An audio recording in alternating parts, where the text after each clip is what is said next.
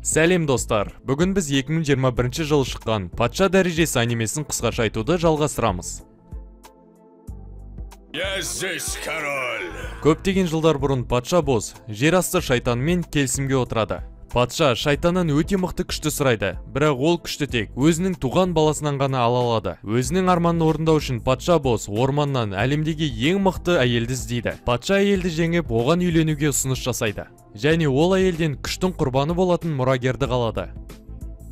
Патша босс өзінің кішкентай баласының денесіне еніп таққа отырады. Ол енді өзін әлемдегі ең мықты адамын деп ойлады. Бірақ оған айна бәрін басқаша көрсетті. Патша босс оған қарап күлді. Дормус Хукураны емдейді және оған өзінің іс-әрекеттерін түсіндірмекші болды. Бірақ олардың әңгімесі жарасқан жоқ. Өзінің баласына не болғанын білген патшайым Хейлинг қатысы бар адамдардың бәрінің көзін жоюға уәде берді. Ол патшаны тақтан құлату жоспарын құрып жатқанын білген де жоқ. Хукураны ағашқа байлап, ханзада Боджидің өлімі үшін оны жазаға тартпақ болды. Әділетсіз өліп бара жатқан Хукураны көріп, Дормус оны құтқарып алады. Және оны иығына салып қашып тығылмақшы болды. Бірақ олардың алдарына патша босс тұрып алды. Патшайым баласының не үшін кедергі етіп жатқанын түсінбейді. Оған Дайданың кейпіндегі патша босс Боджи тірі деп айтады. Сол кезде айна әлемдегі ең мықты адам деп Боджиді көрсеткен екен. Жер астындағы екі басты жыланның апанында Бевин өзінің есін жияды. Түсінде Бевин өзінің патша әскерлерінің қатарына қосылғанын есіне түсіреді. Сол кезде ол жас еді. Патша босс Бевиннің екі басты жыланды қорлап жатқан кезде құтқарып алғанын көреді. Патша Дормус пен Хукураны аяйды, бірақ оларды өз орындарынан босатты. Екеуін босатпастан бұрын патша семсершінің құлағына бір нәрсе айтады. Патшаның бұйрығымен ол екеуі күштерін нығайтады. Жер асты әлеміне түсіп, сол жерді жою үшін. Дайда қараңғы түнекте пайда болады, және де ол бұл жай ғана жарығы өшірілген бөлме емес екенін түсінді. Патша босс әйеліне өзінің кім екенін айтады. Баласының жоғалып кеткенін естіген патшайым есінен танып қалады. Дорши патшайымның оққа қара, патшайымның қасынан бір қадамға да кетпейді. Патшайымды өлтіруге келген үлкен иттер оны қоршап алады. Бұл жігіт Хейлидің оққа қара болып тағайындалған сәтті есіне түсіреді. Жас кезінде Дорши патшайымды қорғап қана қоймай, Боджимен тіл табысуына көмектескен. Иттер патшайымның бөлмесіне кірмекші болады, бірақ оққа қара бар күшін қолданып, оған жол бермейді. Айнаның сиқырлап алған иттері мықтырақ болып шығады. Ол патшайыммен болған жақсы естеліктерді есіне түсіріп, иттерді жеңеді. Содан соң есінен танып құлайды. Патша босс Миранжоны билеуге шақырады, бірақ айна ішінде өмір сүретін қыз шын өмірде көп бола алмайды. Миранжо қайтадан айнаға оралып, жер асты әлемінен көптеген құбыжықтарды жинап келемін деп айтады. Дайда мәңгі қараңғы жерде қалып қалатынын түсініп, өмірден шаршап кетеді. Хейлинг патша тағына өзінің күйеуінен түсініктеме алу үшін келеді. Патшайым күйеуінен өзінің өлімін қабылдап баласын қайтаруын сұрайды. Дайда анасының дауысын естіп, жауап ретінде айғайлай бастайды. Баласының жылап жатқанын естіп, дауыстың қайдан шығып жатқанын анықтайды. Және баласының өз денесінде қамалып отырғанын анықтап біледі. Хейлинг патша боссты пышақпен өлтірмекші болады, бірақ өзін тоқтатып үлгерді. Патша босс Доршиден патшайымды қастандықтан қорғау үшін оны елден ұзағырақ алып кетуін сұрайды. Солайша Хейлинг алып кетеді. Ханзада анасын естімей қорқа бастады, және де бұның бәрі айнаның сиқырлы екенін түсінді. Ханзада Боджи өз жаттығуын аяқтайды. Деспе оған қылыш сыйлап, оны үлкен әлемге жібереді. Бірақ Кагенің көңіл күйі түсіп кетеді. Ханзадаға күш берудің орнына тіс шұқығыш сияқты қылыш берген.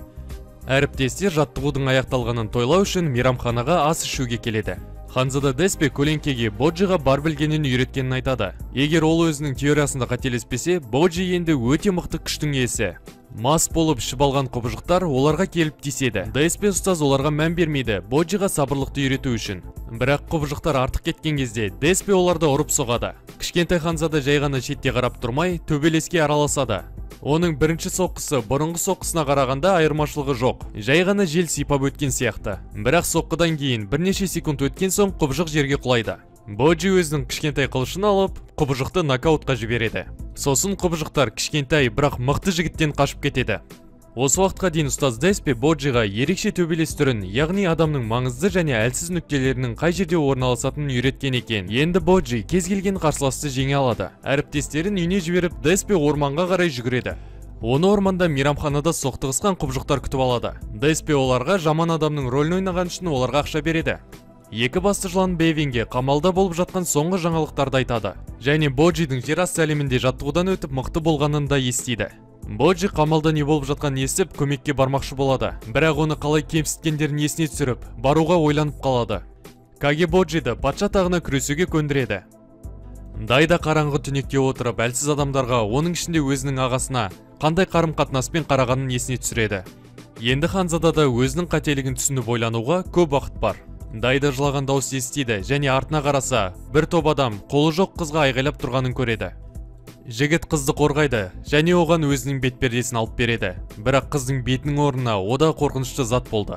Дайда бір топ адамды ұрып соғады және Миранжоға қарап, мен сені қорғаймын және сені қараңғылықтан шығарамын деп айтады. Анам екеумізді құтқарып алады дейді. Дормус пен Хокура жаттығуларын жалғастырады. Ал Хейлинг ханшайым болса, адамдар жинайды өзінің баласын босатып алу үшін. Осы уақытта сарайда бәрі Миранжоға бас иіп жатты.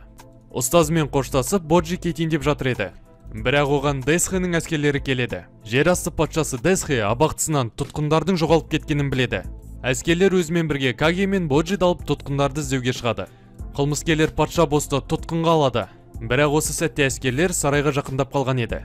Сарайға бара жатқанда әскерлер басшысы қашып кеткен қылмыскерлерді сарайды жаулап алу үшін біреу басқарып отыр деп айтады. Ханзада Деспа әскерлермен бірге патша бостың сарайына көмекке бармақшы болды. Бірақ ода бір мәселе шығып қалды. Оның жақсы көретін аты артық салмақ қосып алған. Красавчик Ханзада өзінің атымен барамын деп шешеді. Бірақ артық салмақтың кесірінен олар әскерлерден қалып қалады. Қылмыскерлер патша босты байлап, оның басындағы тәжін тартып алады. Және патшаның өзін зындамға жібереді. Таққа бір қылмыскер отырып алады, бірақ бұл басқаларға ұнаған жоқ. Сондықтан таққа талас басталады. Хейлинг әскерлерін жинап сарайға келеді. Сол кезде Миранжо бұның бәрі менің ісім деп мойындайды. Және Айна бостың патшалығын мүсінге айналдырып жібергісі келетінін жасырмай айтты. Алдыңғы шайқастың арқасында Дорше иттердің әлсіз тұсын біліп оларды жеңіп тастайды. Бірақ төбелеске абақтыдан қашқан қылмыскерлер қосылады. Бұл жағдай патшайымның оққағарларына оңайға соқпайды. Әсіресе алып жасыл гигант пайда болғаннан кейін. Өз денесімен ханшайымды жауып, Дорше ханшайымға қаш деп белгі береді. Бірақ оның алдына жерасты абақтысының тұтқыны тұрып алады. Ханшайымға олмен шайқасуға тура келді. Хейлинг Аннаны емдеуге барлық күшін кетіреді және әлсіреп есінен танайын деп жатқан кезде оған иттер шабуыл жасайды. Әскерлер халықты қауіпсіз жерге қоныстандырайын деп жатыр еді, бірақ тым кеш болды. Көшеде қара рыцар Окен пайда болады. Айна Аписке бұл жоспарды ұзақ жоспарлағанын және бұл істерді не үшін жасап жатқанын айтып түсіндіреді. Дәл осы Айна патша бостың бірінші әйелінің өлуіне көмектескен екен және патшаны екінші рет үйленуге көндіріп, дені сау мұрагердің туылғанын қалады. Миранжо осы іс-әрекетімен ұлы патшаға үмітсіз отбасыдан құтылуға көмектессін деп ойлайды. Сарайға алғаш келген сәтте Хейли Айнада бір нәрсе дұрыс емес екенін бірден сезді. Десхенің әскерлері қалаға кіреді, бірақ рыцар Окен оларды сарайға қарай жақындатпайды. Әскер басшысы Окенді тек мен ғана жеңе аламын деген Деспаның сөзін есіне түсіреді. Боджи Окенмен шайқасқа түспекші болады, бірақ әскер басшысы оған жол бермейді және Боджиді сарайға жібереді. Қылмыскерлер Апыстың қолынан Айнаны ұрлап кетеді, оны қымбатқа сату үшін. Бірақ олардың қолдарынан ештеңе келмейді. Айна өзін алтынға айналдырып, жаудың назарын аударады. Бұл алтынды көріп, олардың бастары айналып қалады. Сарай алдындағы Хейлингтің жағдайы өте жаман болады. Кенеттен оған екі басты жылан көмекке келеді және ол иттерді ары-бері лақтырып жатқан кезде ол бар күшін қолданып өзінің сенімді оққағары Доршені емдейді. Жасыл гигант пайда болып ханшайымның жалғыз үмітін ұрып талдырып тастайды. Ханзада шайқас алаңына келіп, досы жыланның өлейін деп жатқанын көреді. Боджи анасынан жыланды емдеуін сұрайды. Бірақ ханшайым күшінің бәрін құртып тастаған еді. Ода тіпті сиқырлы сусындар да қалған жоқ. Каге өз денесінен сусынды шығарады және жыланды емдеу барысында ол суды тоқтатпай ішеді. Патшайым екі басты жыланды емдеп жатқан кезде олардың артынан тағы да жасыл гигант пайда болады. Бірақ Боджи өзінің күшін қолданып, құбыжықты құлатып тастайды. Хейлинг өзінің өгей баласын құшақтайды және олардың басына өткен бақытты сәттерді есіне түсіреді. Тағы да айта кететін жағдай, ол біртүрлі көлеңкемен де танысады. Ханшайым жасыл жарық арқылы иттерді емдейді және иттер зұлым күштің басқаруында емес еді. Жасыл құбыжық босап шығады, бірақ ол Боджиді көріп, оның алдына тізерлеп отырып, оны өзінің жаңа патшасы ретінде мойындайды. Деспе қалаға келіп, мықты рыцарды тоқтатады. Негізінде бұл рыцар Деспаның туған інісі екен. Окен негізі өте жақсы адам болған, ол бейбіт елді құруды армандаған. Бірақ ажалсыздыққа қол жеткізгеннен кейін ол өзінің жанын жоғалтып алған және өте қатыгез болып кеткен. Деспа өзінің бауырын басқа қалада тастап кете алмайды. Каге патшаны құлатуға келген құбыжықтардың бәрін өз әлеміне қайтаруды ұсынады. Екі басты жылан оларға асығыңдар деп айтады, себебі патша бос Дормусқа жерасты әлемін жой деп тапсырма берген еді. Боджи өзін өлтіргісі келген, Дормус ұстазымен кездескісі келмеді. Бірақ көлеңке оған, сен бұрынғы Боджи емессің, қазір сен өзіңнің қорқынышыңды жеңе аласың деп қолдау көрсетеді. Ханзада көлеңкесімен жерасты әлеміне жол тартады. Қалғандары ханшайымды қорғауға қалды, ол өзінің күшін қалпына келтіру үшін. Дормус жер асты әлемінің есігіне келеді, патшаның бұйрығын орындау үшін. Бірақ оларды Десхенің әскерлері күтіп алады. Десхенің әскерлері тұтқындарды қайтарыңдар, әйтпесе біз соғыс ашамыз дейді. Олардың сөздеріне қарамастан, Дормус олармен шайқасқа түседі.